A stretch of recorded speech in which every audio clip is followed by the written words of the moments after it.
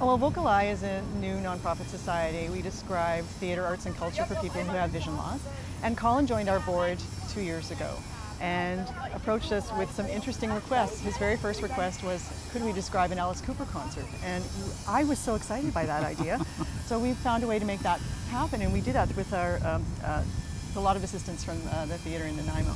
So that was the beginning, and then having Colin on the board, there were more ideas that came forward last year, the idea to describe the fireworks. And having him ask me that question, I realized how many assumptions I make as a sighted person, just assuming that someone who has vision loss wouldn't be interested in the fireworks. So we had to find a way to do it.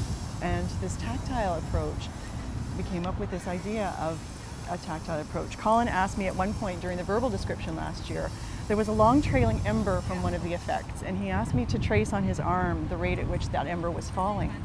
And I did, and it was after that, so on my way home as I was thinking, okay, the verbal is not working, what can we do? Where's the perfect canvas? A person's back, and then that way the spatial relationships, which I couldn't possibly communicate verbally, could also be indicated. The barge at the low back, mid-sky at the shoulders, and then high effects along the neck and the back of the head.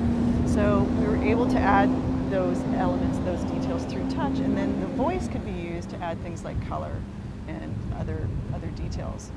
It's really exciting. It's so so exciting for me because, as far as we know, like no one's done this. Like we've asked some of the different pyrotechnics firms, you know, GFA and Montreal and Archangel, and you know, has this been done? Have you heard this? And they said no, and this sounds so interesting.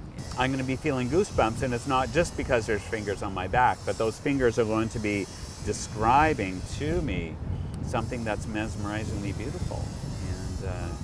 And so to be included in those moments in that way is really something that I'm very excited about.